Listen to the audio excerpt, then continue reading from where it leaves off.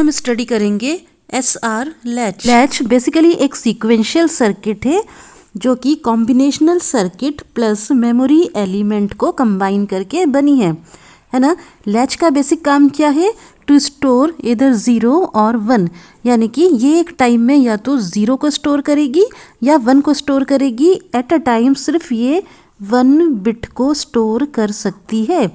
तो ये क्या होती है? मेमोरी एलिमेंट होती है। बेसिक मेमोरी एलिमेंट जो होता है वो लैच कहलाता है। अगर हमको मल्टीपल बिट्स स्टोर करने हैं तो हमें उतने ही लैच चाहिए होंगे। अगर मान लीजिए मुझे एट अ टाइम स्टोर करना है 0 1 1 0 यानी कि 4 बिट्स ऑफ डेटा, तो उसके लिए मुझे 4 लैचेस की ज़रूरत होगी। तो बेसिक फंक्शन ऑफ लैच क्या होता है? To store data, that is to store 1 bit of data at a time, है ना। और ये क्या होता है? ये एक बेसिक मेमोरी एलिमेंट होता है, या हम इसको सेल भी बोलते हैं, जो कि एक टाइम में सिर्फ 1 बिट को स्टोर करेगा, या 0 या 1। Now what is SR latch? ये भी आपका एक मेमोरी एलिमेंट ही है, लेकिन हम इसको एस आर क्यों बोल रहे हैं? क्योंकि हमने इसको 2 इनपुट दिया है, एस एंड आर। तो एस आर लैच जो है अपने नाम से पहचाना जा रहा है। तो इनपुट्स हमारे पास कितने हैं एस आर लैच में? हमारे पास 2 इनपुट्स हैं। एस का मतलब होता है सेट इनपुट एंड आर का मतलब होता है रिसेट इनपुट। तो एक है आपका एस यानी कि सेट इनपुट और एक आपका आर यानी कि रिसेट इनपुट। ठीक है। जनरली किसी भी डिजिटल सर्किट की अगर हम बात करते हैं, अगर हमें आउटपुट 1 मिलता है, यानी कि अगर सर्किट ऑन कंडीशन में होती है तो हम बोलते हैं कि वो सेट कंडीशन में है। और अगर हमारी सर्किट का आउटपुट जो है वो 0 मिलता है, यानी कि सर्किट ऑफ कंडीशन में होती है, तो हम बोलते हैं कि सर्किट जो है रिसेट कंडीशन में है। तो किसी भी डिजिटल सर्किट की 2 कंडीशन हो सकती है। सेट कंडीशन यानी कि सर्किट ऑन कंडीशन में है, यानी कि उसका आउटपुट जो है 1 मिल रहा है, और दूसरी कंडीशन हुई सर्किट की रिसेट कंडीशन, यानी सर्किट ऑफ कंडीशन में है, यानी उसका आउटपुट जो है 0 मिल रहा है। बेसिकली एसआर लैच के 2 इनपुट हैं, एस एंड आर, है ना, जो इंडिकेट कर रहे हैं कि आपको आउटपुट 1 मिलेगा कि 0 मिलेगा। यानी कि आउटपुट भी आपके 2 होंगे। क्या? एक होगा आपका Q और दूसरा होगा Q बार, है ना। Q एंड Q बार हमेशा एक दूसरे के कॉम्प्लीमेंट रहेंगे। Q जो होता है वो आपका ट्रू आउटपुट कहलाता है, ठीक है, और Q बार जो होता है वो उसका कॉम्प्लीमेंट होता है। अगर Q पे आपको मिल रहा है 0 तो Q बार हो जाएगा आपका 1।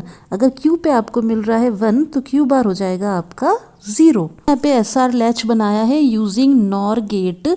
हम नैंड गेट से भी इस एसआर लैच को बना सकते हैं, ठीक है, क्योंकि दोनों ही यूनिवर्सल गेट है।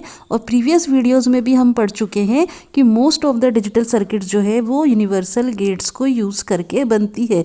तो या तो हम इस लैच को नॉर गेट से बनाएं या फिर नैंड गेट से बनाएं। इस प्रेजेंटेशन में मैं इस एसआर लैच को नॉर गेट की हेल्प से कंस्ट्रक्ट करती हूँ। एसआर लैच कंस्ट्रक्ट किया है। नॉर गेट पहला वाला है, मेरा पहला नॉर गेट है। इसको मैंने इनपुट दे दिया है आर यानी कि रीसेट इनपुट। ये मेरा दूसरा नॉर गेट है, इसको मैंने इनपुट दे दिया है एस यानी कि सेट इनपुट। वैसे ही 2 आउटपुट मुझे मिल रहे हैं। पहले वाले गेट का आउटपुट जो मिल रहा है वो है आपका Q एंड दूसरे वाले नॉर गेट का जो आउटपुट है वो है आपका Q बार, ठीक है। दोनों दूसरे इनपुट जो है नॉर गेट के, इनको मैंने क्या किया है, आउटपुट्स के साथ क्रॉस कपल्ड कर दिया है ना। Q वाला आउटपुट जो है वो क्रॉस कपल्ड होके कहाँ जा रहा है? वो जा रहा है 2 वाले नॉर गेट पे। वैसे Q बार वाला जो आउटपुट है वो क्रॉस कपल्ड होके जा रहा है पहले वाले नॉर गेट पे। तो हमने कंस्ट्रक्ट किया इसको नॉर गेट से, इसलिए हम नॉर गेट की स्पेशलिटी देखेंगे। अगर हमारा 2 इनपुट नॉर गेट है जिसको मैंने 2 इनपुट दिया है x and y and output है आपका z, ठीक है, तो हमारे पास इनपुट कॉम्बिनेशन कितने हो जाएंगे? 4 कॉम्बिनेशन हो जाएंगे आपके, 0 0 0 1 1 0 एंड 1 1। जब आपका x एंड y दोनों 0 है तो आउटपुट z क्या हो जाएगा आपका? 0 + 0 का बार, यानी क्या हो जाएगा ये 1, यहाँ पे आ जाएगा 1, ठीक है। जब आपका y 1 हो गया है तो आउटपुट z क्या हो जाएगा? 0 + 1 का बार। 0 + 1 क्या होता है? 1 एंड 1 का बार क्या हो जाएगा? 0। वैसे ही जब x आपका 1 हो गया है, y 0 हो गया है, तो भी आउटपुट आपका 0 ही आएगा। जब आपके दोनों इनपुट जो हैं वो हो जाते हैं 1 1, तो आउटपुट आपका क्या हो जाएगा? आउटपुट z आएगा आपका 1 + 1 का बार यानी कि 0। ऐसा क्या मतलब हुआ कि अगर नॉर गेट का एक भी इनपुट 1 है तो आउटपुट हमेशा आपको 0 ही मिलना चाहिए। दूसरे वाले इनपुट से हमें कोई लेना देना नहीं है। अगर एक भी इनपुट 1 है तो भी आपका आउटपुट जो है नॉर गेट का वो 0 ही आएगा। ये नॉर गेट की स्पेशलिटी होती है। इस बात का हमेशा ध्यान रखना है। एसआर लैच में अगर हमने नॉर गेट से कंस्ट्रक्ट किया है और अगर आपका एक भी इनपुट नॉर गेट का 1 है तो हमेशा उसका आउटपुट क्या आएगा? 0 ही आएगा। एसआर लैच की ट्रुथ टेबल हम कंस्ट्रक्ट करते हैं। हमारे पास 2 इनपुट है एस एंड आर, यानी कि हमारे पास 4 पॉसिबल कॉम्बिनेशंस हो सकते हैं इनपुट के, 0 0 0 1 1 0 एंड 1 1। ठीक है, 2 आउटपुट होंगे हमारे पास, एक होगा क्यू यानी कि true output of the SR latch और एक होगा आपका उसका कॉम्प्लीमेंट यानी कि क्यू बार। ठीक है, एक सबसे इम्पॉर्टेंट बात क्या है कि एसआर लैच के 2 स्टेबल आउटपुट होते हैं, Q एंड Q बार। इसलिए लैच जो होता है आपका क्या कहलाता है? Bistable multivibrator. ये बाय स्टेबल मल्टी वाइब्रेटर भी कहलाता है क्योंकि लैच के होते हैं 2 stable state, Q and Q bar. हम देखते हैं केस 1 है ना, यहाँ पे हम लेते हैं S = 0 और R को हम ले लेते हैं 1। तो केस 1 में मैंने S = 0 एंड R = 0 नहीं लिया है क्योंकि मुझे पता है कि अगर नॉर गेट से कंस्ट्रक्ट किया गया है एसआर लैच को तो नॉर गेट की स्पेशलिटी 1 से स्टार्ट होती है। अगर एक भी इनपुट 1 है तो यानी कि आउटपुट आएगा आपका 0। तो मैं S एंड R दोनों को 0 0 ना लेके मैं केस 1 में क्या करती हूँ? S को 0 ले लेती हूँ और R को 1 ले लेती हूँ। तो आपका S यहाँ पे हो गया 0, R हो गया 1। तो हम R वाले इनपुट से स्टार्ट करते हैं। नॉर गेट बोलता है कि अगर एक भी इनपुट 1 है तो आउटपुट हमेशा आपका 0 ही आएगा। ठीक है, अब नॉर गेट की ट्रुथ टेबल देखने की भी कोई ज़रूरत नहीं है क्योंकि इसकी स्पेशलिटी हमें पता है, if any of the input is 1 output will be 0। तो 1 वाला जो नॉर गेट है उसका इनपुट है रिसेट यानी कि R, जिसको हमने दिया है 1। तो आउटपुट Q क्या आएगा आपका? क्योंकि इनपुट 1 है तो नॉर गेट का आउटपुट Q जो है वो आ जाएगा आपका 0। ठीक है, जब इस 0 को मैं यहाँ पे फीडबैक करूँगी, ये लाइन आपकी क्या है? ये आपकी फीडबैक लाइन है। तो इस 0 को जब मैं गेट 2 पे फीडबैक करूँगी तो 0 एंड 0 नॉर गेट में देंगे इनपुट, तो आउटपुट क्या आना चाहिए? 1। ठीक है, तो केस 1 हो गया आपका S0 R1। तो इस टाइम पे आपका Q आएगा 0 एंड Q बार आएगा आपका 1। तो मेंशन कर देती हूँ S0 R1 पे Q आया आपका 0, Q बार आ गया आपका 1। ठीक है, अब मैंने कहा कि लैच जो होता है बेसिकली एक होता है मेमोरी एलिमेंट। तो हमको प्रूफ करना होगा कि ये जो हमारा एसआर लैच है ये मेमोरी एलिमेंट है। मेमोरी एलिमेंट का क्या मतलब है कि जो भी आउटपुट आपका आया है Q0 एंड Q बार 1, तो ये इस आउटपुट को स्टोर करके रखेगा जब हम इसके दोनों इनपुट को रिप्लेस कर देंगे 0 से। यानी कि जब हम इसके दोनों इनपुट को हटा देंगे तो भी आउटपुट आपका सेम टू सेम आना चाहिए। यानी कि आपका लैच एक मेमोरी एलिमेंट की तरह काम कर रहा है और आउटपुट को स्टोर करके रख रहा है। तो हमें इसको शो करना है तो हम क्या करेंगे? इसके दोनों इनपुट को रिमूव कर देंगे। हम S को भी 0 कर देंगे और R को भी 0 कर देंगे। हम क्या करते हैं? S को 0 एंड R को 0 कर देते हैं, है ना। हमें पता है कि पहले हमारा आउटपुट Q क्या था? 0 था और Q बार क्या था? 1 था। तो ये हमारा प्रीवियस आउटपुट था और इनपुट हमने अब क्या लिया है? अब लिया हमने इनपुट S0 एंड R0। ठीक है, नॉर गेट में अगर एक इनपुट 0 है तो हम उसका आउटपुट नहीं निकाल सकते हैं। तो हम क्या करेंगे? पहले वाले आउटपुट को फीडबैक कराएंगे। तो क्योंकि पहले 0 था तो मैंने इसको ही फीडबैक करा दिया सेकंड वाले नॉर गेट के इनपुट पे। तो यहाँ पे आ गया मेरा 0। अब मुझे पता है कि 0 0 है तो नॉर गेट का आउटपुट क्या आएगा? 1 आएगा। यानी कि Q बार जो कि पहले 1 था, इस प्रीवियसली 1 था, ये फिर से 1 आ गया आपका। तो Q बार क्या आ गया आपका? पहले भी 1 था और बाद में भी 1 आया। अब मैं क्या करूँगी? इस 1 को फीडबैक कराऊंगी पहले वाले नॉर गेट के इनपुट पे। ठीक है, अब मुझे पता है कि नॉर गेट का एक भी इनपुट 1 है, तो आउटपुट क्या आएगा आपका 0 ही आएगा, यानी आउटपुट क्यू आपका फिर से 0 आ गया। तो पहले भी 0 था और अभी भी 0 आया, तो आउटपुट क्यू क्या आया आपका 0 आया। इसका क्या मतलब है कि पहले वाली कंडीशन ही रिपीट हुई है, आउटपुट आपका रिपीट हुआ है, क्यू इज इक्वल टू 0 ही आया है and Q bar is equal to 1 ही आया है। यानी कि आपके एसआर लैच ने प्रीवियस आउटपुट को स्टोर करके रखा हुआ था, ये एक मेमोरी एलिमेंट की तरह काम करता है। तो ये क्या हो गया आपका, जब आपका S 0 है and R is equal to 0 है, तो आपका SR लैच जो है मेमोरी की तरह काम करेगा। आउटपुट हमेशा आपका प्रीवियस आउटपुट ही होगा। ठीक है, तो यहाँ पे हम लिख देते हैं कि S equal to 0 R is equal to 0 पे हमारा कंडीशन क्या है हमारे SR लैच की, ये मेमोरी की तरह काम कर रहा है। हम केस 2 लेते हैं, S is equal to 1 and R is equal to 0, यानी कि हम ये वाला केस ले रहे हैं, S is equal to 1 and R is equal to 0। तो S को मैं कर देती हूँ 1, R को मैं कर देती हूँ 0 और मैं स्टार्ट करती हूँ S इज इक्वल टू 1 वाले इनपुट से। मुझे पता है कि अगर नॉर गेट का एक भी इनपुट 1 है तो आउटपुट क्या आएगा आपका 0 ही आएगा। तो ये सेकंड वाला नॉर गेट है, इसका इनपुट 1 है, तो इसका आउटपुट क्यू बार क्या आ जाएगा आपका 0, यानी क्यू बार यहाँ पे क्या आ गया आपका 0। ठीक है, अब मैं क्या करती हूँ, इस 0 को फीडबैक कर देती हूँ 1 वाले के इनपुट पे, तो ये 0 यहाँ पे आ गया। अब 0 0 है नॉर गेट का इनपुट, तो आउटपुट क्या आएगा आपका, आउटपुट क्यू आएगा आपका नॉर गेट 1 का 1। तो यहाँ पे आउटपुट क्यू आया आपका 1। ठीक है, तो जब S था 1, R था 0, तो Q यानी कि जो आपका मेन आउटपुट था, ट्रू आउटपुट था, वो आया 1 एंड Q बार यानी कि आपका कॉम्प्लीमेंट वाला आउटपुट आया 0।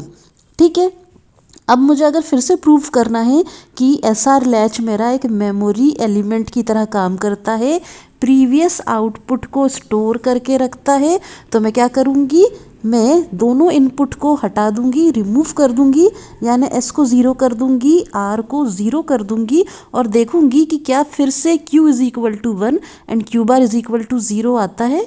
यस, आउटपुट क्या है, Q आपका 1 है, Q बार आपका 0 है। ठीक है, अब मैं S को 0 और R को 0 कर देती हूँ और देखती हूँ कि Q एंड Q बार की कंडीशन सेम रहती है कि नहीं रहती है। तो मैंने S को कर दिया 0, R को कर दिया 0, लेकिन मुझे नॉर गेट के आउटपुट अभी समझ में नहीं आ रहे हैं, तो मैं क्या करती हूँ, इस प्रीवियस वाले आउटपुट को फीडबैक कर देती हूँ नॉर गेट नंबर 2 पे। तो यहाँ पे 1 आ गया। ठीक है, अब एक भी इनपुट आपके नॉर गेट का 1 है, तो आउटपुट क्या आएगा आपका 0 ही आएगा, यानी क्यू बार पहले भी 0 था और एक बार फिर से 0 आ गया। अब मैं क्या करूँगी, इस 0 को फीडबैक कर दूंगी पहली वाली नॉर गेट के इनपुट पे, तो हो जाएगा 0 0 और आउटपुट क्या होता है, नॉर गेट 0 0 है तो आउटपुट आएगा आपका 1, यानी पहले भी आपका Q 1 था और फिर से आपका Q 1 आ गया है। तो यानी कि जब आपने S एंड R की वैल्यू 0 0 रखी है तो प्रीवियस आउटपुट आपका क्या हुआ है, रिपीट हुआ है और आपका SR लैच जो है मेमोरी एलिमेंट की तरह काम कर रहा है। क्यों, क्योंकि उसने प्रीवियस आउटपुट को स्टोर करके रखा था। तो अगेन ये प्रूव हो चुका है कि SR लैच मेमोरी एलिमेंट की तरह वर्क करता है। तो SR लैच के हम ट्रुथ टेबल पे जाते हैं, हम देखते हैं जब S भी 0 है, R भी 0 है, तो हमारा लैच मेमोरी की तरह काम कर रहा है, प्रीवियस आउटपुट को रिपीट कर रहा है। ठीक है, जब हमारा S 0 था, S क्या है आपका सेट वाला इनपुट, जब सेट वाला इनपुट 0 था तो Q यानी कि आपका true output, main output of the latch जो है वो आया आपका 0। इसका क्या मतलब है कि इस टाइम पे लैच जो है वो ऑफ कंडीशन में है, ऑफ कंडीशन में है यानी कि रीसेट कंडीशन में है। तो जब S आपका था 0, Q आया आपका 0, तो फ्लिप फ्लॉप आपका रीसेट कंडीशन में है। तो मैं यहाँ पे इसका स्टेट लिख देती हूँ, स्टेटस लिख देती हूँ आपकी लैच की, ये आपका रीसेट कंडीशन में है। ठीक है, जब मैंने S को 1 कर दिया है ना, जब मैंने सेट वाले इनपुट को 1 कर दिया है तो Q आपका आ गया है 1, क्यू आपका 1 आ गया है, इसका मतलब क्या है कि लैच यहाँ पे ऑन कंडीशन में है क्योंकि इसका आउटपुट है 1, और ऑन कंडीशन में इसका मतलब क्या है कि ये सेट कंडीशन में है ना, क्योंकि सेट वाला इनपुट 1 है, आउटपुट 1 आया है, तो लैच आपका इस टाइम पे ऑन है यानी कि सेट कंडीशन में है। तो मैं यहाँ पे इसका स्टेटस लिख देती हूँ कि जब S1 था तो लैच आपका सेट कंडीशन में है, जब S0 था तो लैच आपका रिसेट कंडीशन में है, जब S1 था तो आपका लैच सेट कंडीशन में है। लास्ट कंडीशन अप्लाई करते हैं, एस बी 1 है और आर बी 1 है आपका, S is equal to 1, R is equal to 1, तो मैं यहाँ पे लिख देती हूँ एस बी 1 है, आर बी 1 है, और हमें पता है कि नॉर गेट का अगर एक भी इनपुट 1 है तो आउटपुट पे आपको 0 ही मिलना है, यानी कि दोनों नॉर गेट का आउटपुट आपको क्या मिल जाएगा 0। तो यहाँ पे Q भी आपको 0 मिल गया और Q बार भी आपको 0 मिलेगा। तो इसका क्या मतलब है कि ये जो कंडीशन आपकी आई यानी कि ट्रू आउटपुट और कॉम्प्लीमेंट आउटपुट दोनों ही एक जैसे आ गए 0 0, तो ये क्या हो गई आपकी इनवैलिड कंडीशन हो गई। ऐसा नहीं होना चाहिए, जैसे कि मैंने पहले भी बताया आपको Q एंड Q बार हमेशा एक दूसरे के कॉम्प्लीमेंट आना चाहिए। अगर Q 0 है तो Q बार 1 आना चाहिए, और अगर Q 1 है तो Q बार 0 आना चाहिए। लेकिन हमने देखा जब दोनों इनपुट 1 1 थे तो Q एंड Q बार दोनों इज इक्वल टू 0 आए, है ना। तो ये कंडीशन आपकी क्या हो गई, इनवैलिड कंडीशन हो गई, जो कि यूज नहीं होती है, नॉट यूज्ड, है ना, या हम इसको बोलेंगे forbidden state of the latch. Forbidden state होगी या इनवैलिड कंडीशन होगी, क्यों, क्योंकि यहाँ पे दोनों आउटपुट सेम आ गए हैं जो कि नहीं आना चाहिए। पे मेंशन कर देती हूँ when S is equal to 1, R is equal to 1, तो Q क्या आया आपका 0, Q बार क्या आया 0, यानी कि ये हो गई आपकी इनवैलिड यानी कि फॉरबिडन कंडीशन। यहाँ पे दोनों S और R इनपुट को रिमूव कर देती हूँ, यानी S को 0 एंड R को 0 कर देती हूँ, और देखती हूँ क्या ये इस टाइम पे मेमोरी एलिमेंट की तरह काम करता है हमारा लैच। ठीक है, तो मैंने क्या किया, S को भी 0 कर दिया, R को भी 0 कर दिया। ठीक है, और मैं क्या करती हूँ, इसको Q वाले आउटपुट को फीडबैक कराती हूँ 2 वाले के इनपुट पे, तो यहाँ पे आ जाएगा 0, है ना। और नॉर गेट में अगर दोनों इनपुट 0 0 हैं तो आउटपुट क्या आएगा आपका 1 आ जाएगा। तो Q बार क्या आ गया आपका 1 आ गया, है ना। तो Q बार पहले क्या था 0 था, अब क्या आ गया 1 आ गया, यानी कि आपका स्टेट जो है, प्रीवियस स्टेट जो है वो चेंज हो गया। ठीक है, यहाँ पे हम देखते हैं इस Q बार को, यानी कि जो 1 आया था आपका, उसको मैं यहाँ पे फीडबैक कराती हूँ। तो if any of the input is 1 तो आउटपुट क्या आना चाहिए आपका 0। Q क्या आया आपका यहाँ पे 0, है ना। तो जब मैंने दोनों इनपुट रिमूव कर दिया, S is equal to 0 and R is equal to 0 कर दिया, तो मेरा आउटपुट जो है ये रिपीट होना चाहिए था, लेकिन मैं देख रही हूँ कि यहाँ पे Q बार जो है वो चेंज हो गया है, 1 आ गया है। इसका मतलब क्या हो गया कि SR लैच जो है यहाँ पे मेमोरी की तरह भी काम नहीं कर रहा है, यानी कि ये जो स्टेट है आपका S is equal to 1, R is equal to 1 invalid है, फॉरबिडन है, और सेम टाइम पे यहाँ पे आपका लैच मेमोरी की तरह भी काम नहीं कर रहा है, इसलिए हम इस स्टेट को यूज़ नहीं करते हैं। ये स्टेट जो है नॉट यूज्ड रहता है।